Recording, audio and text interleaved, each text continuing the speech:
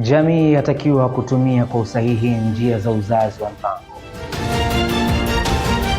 Waziri wa mambo ya nje wa Marekani kuhudhuria mkutano wa G7 nchini Ufaransa. Na katika habari za michezo na burudani, mashabiki na wadau wa soka wazungumzia mwenendo wa timu ya taifa ya Tanzania, Taifa Stars.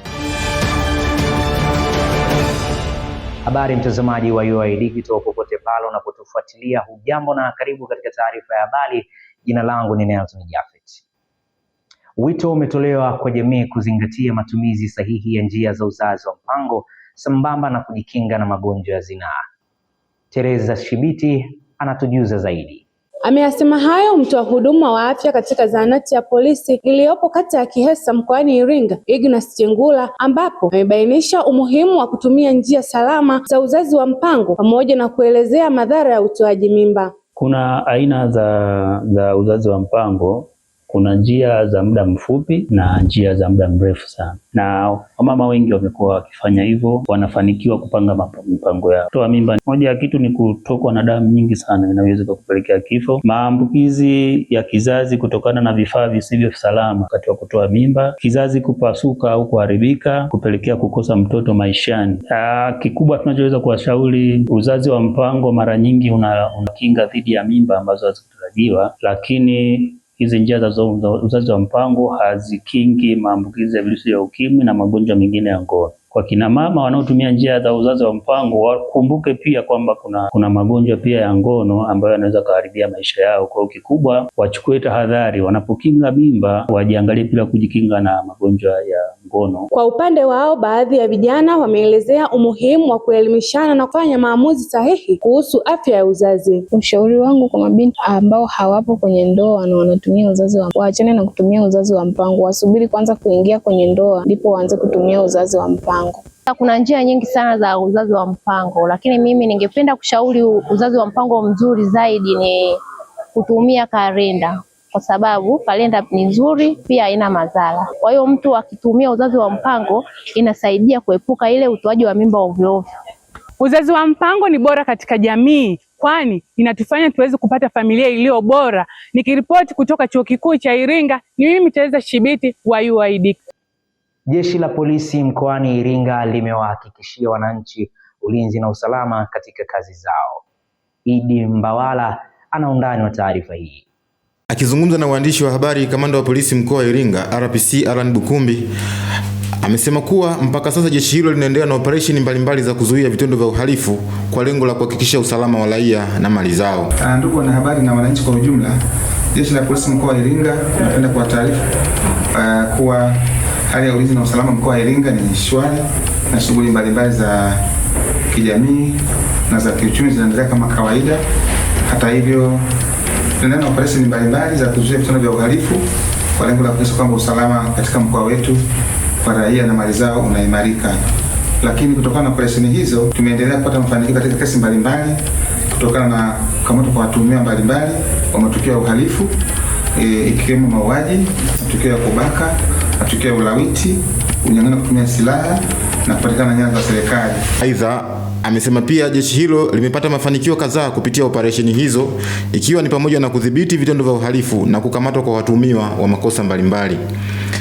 Ameendelea kubainisha mafanikio hayo ikiwa ni pamoja na kufikishwa mahakamani kwa watuhumiwa wa makosa ya ubakaji na ulawiti na kutolewa hukumu ya kesi hizo. Ningependa kuwapongeza sana wananchi kwa ujumla kwa ushirikiano wao kwa utoaji wa taarifa zilizopelekea kufanikisha kwa kesi hizi, ikiwa ni pamoja na utoaji wa ushahidi mahakamani. Kwa hiyo tunaporipoti kesi tuhakikishe kama tunafika mahakamani na kutoa ushahidi kama ambavyo wananchi hawa wema wametoa ushirikiano kufikia mafanikio haya. Lakini pia natoa pongezi sana kwa maofisa, wakaguzi na askari katika kada mbalimbali ambao wamefanya kazi ya upelelezi kufikia kufanikisha kesi hizi, kwa sababu kesi hizi zina milolongo mirefu, zinahitaji muda, zinahitaji kujitoa kwa hali na mali. Tumetoka kumsikia kamanda mkuu wa jeshi la polisi mkoa wa Iringa akielezea namna gani jeshi la polisi linapambana dhidi ya uhalifu. Nikiripoti kutoka Iringa, ni mimi Idi Mbawala wa UoI Digital. Tupate mapumziko mafupi, tukirejea ni wasaa wa habari za kimataifa zitakazoletwa kwako na Glory Pascal.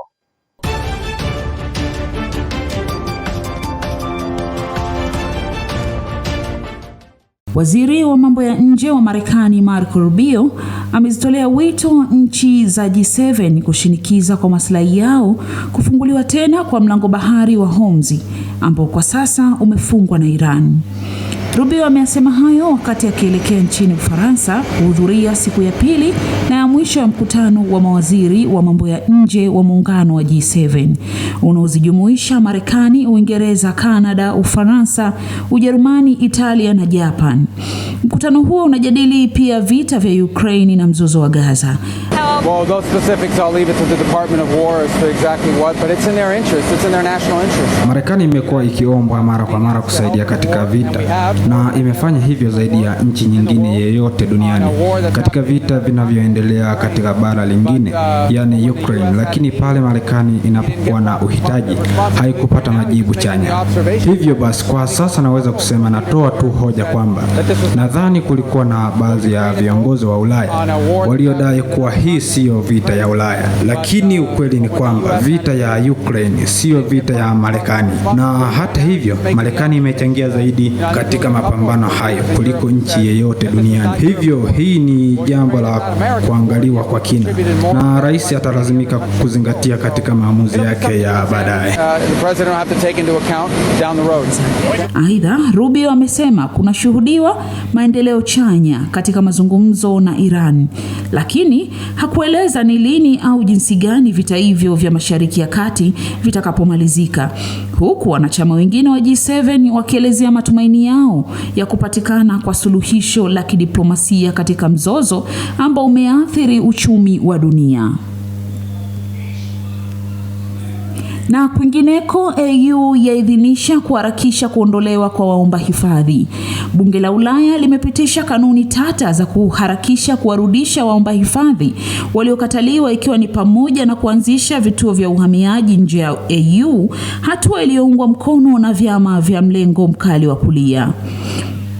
Hatua hii imetajwa na wabunge wa baadhi ya nchi wanachama kama suluhisho la kupunguza msongamano wa kesi za hifadhi na kuongeza kasi ya kuwaondoa wale wasiostahili kuendelea kukaa katika nchi za EU. Asante sana Glory kwa habari hizo.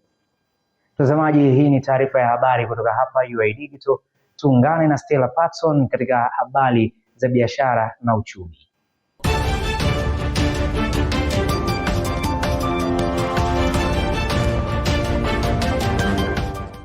Mwenyekiti wa soko hilo amesema kuwa licha ya changamoto walizokumbana nazo wafanyabiashara katika kipindi cha mfungo, hali ya mauzo imeanza kurejea tena. Kipindi cha mfungo ina maana kuna watu huwa wanaenda kuchukua kwenye maduka ya jumla vitu. Baada ya mfungo, watu wengi huwa wanakuja sokoni, ongezeko linakuwepo. Baadhi ya wafanyabiashara wamesema kuwa kuna ongezeko la wateja ukilinganisha na walivyokuwa katika kipindi cha mfungo. Msimu wa mfungo lazima tupunguze kipindi. Kwa mfano, hivi hapa tunapika asubuhi chapati, lakini msimu wa mfungo wote sasa tujauza chapati asubuhi. Leo asubuhi tutapika kabisa chakula. Mara nyingi tunapika chakula mchana na pia kipimo kinapungua. Kuna ongezeko kwa sababu ukiangalia watu wengi wanakuwa wamefungua. Asubuhi wateja chapati wanakuja, pia mchana chakula kimeongezeka kwa sababu watu wanakuwa wameongezeka wengi wa kula. Kwa sababu ile circulation ya kuchukua mzigo tulipunguza kwa sababu asilimia watu wengi kuna baadhi ya vyakula ambavyo wanapenda. Kwa maana yake inabidi kama vile ambavyo wanachukua mzigo mkubwa, wachukue vyakula ambavyo vinatoka wakati wa mfungo. Ongezeko lipo, imeongezeka kwa sababu kuna baadhi ya watu, kuna wengine walifunga kwa sababu kwa support nyingine, kwa baada ya kufungua kusaidia kidogo. Na hayo ndio maoni baadhi tofauti ya wafanyabiashara wa soko la Ngome mkoani Iringa, wakieleza faida na hasara walizozipata kipindi cha mfungo wa Ramadhani. Nikiripoti kutoka hapa soko la Ngome, ni mimi Stella Patson kwa UoI Digital. Shukrani sana Stella kwa habari za uchumi na biashara. Na sasa ni wasaa wa habari za michezo na burudani. Tuungane na Baraka Moses.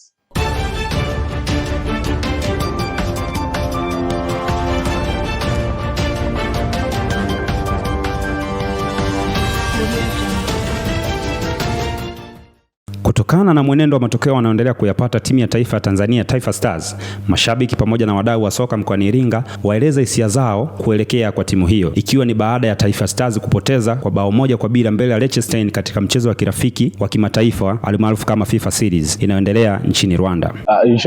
Kwa mechi inavyoanza kiwango kilikuwa poa, Simba wakashindwa kufunga. Kwa kipindi cha pili mchezo mpira mbovu sana kiukweli. Mpinzani ambaye ana miaka kutoka 2024 huko alishindaga mechi ya mwisho.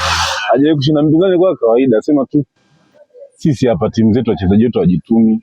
Afu kocha anachagua, nadhani anachagua wachezaji ambao anaona yeye kwake wako poa. Kocha kwa jumla yuko vizuri, mbinu zinaeleweka, lakini changamoto inapokuja game moja kwa moja Taifa Stars ndio inaonekana inasafa sana. Inapokabiliana na game, baadhi ya game timu inaonekana inapotea sana. Sasa tujajua changamoto ni kwamba ni mbinu za mwalimu au ni fatiki kwa wachezaji wenyewe. Taifa Stars wamekuwa wanacheza kwa hamasa. Huwa hatuandai kikosi kwenda kupambana. Yaani wanachezaga kwa hamasa. Ukikuta game wameahidiwa kitu fulani au kuna kitu fulani wanataka, ndio wanacheza vizuri. Lakini jana walicheza wakiwa hawana morali, kama hawatafuti kitu chochote. Walicheza kawaida. Aidha, mashabiki wamewaomba wachezaji kujituma pindi wanapopata nafasi ya kucheza katika timu ya taifa kwa ajili ya kuisaidia timu ya taifa kufanya vizuri katika michezo yake, lakini pia wao kama wachezaji kujitangaza kimataifa. Kwa hizo kwa jinsi timu hizi jinsi ilivyo. Kama hapo labda sijui awaambie kocha yeye mwenyewe aongee tu na wachezaji wajitume basi watumikie, kwa sababu kama wenzetu wanaangalia muda na kama kocha wa wazalendo. Yaani mkocha mzao. Sio kama wana nini ili ndio yeye anaweza kuambia watu wapambane. Naam, na hayo ndiyo maoni ya baadhi ya mashabiki wa timu ya taifa ya Tanzania kuhusiana na mwenendo wa timu ya taifa. Nikiripoti kutoka Kihesa mkoani Iringa, ni mimi Moses Baraka, UoI Digital. Asante sana Baraka kwa kutupitisha viwanjani. Mtazamaji, kabla ya kufikia tamati, tujifunze kidogo lugha adhimu ya Kiswahili kwa msamiati wa leo kutoka kwake Mary Anton.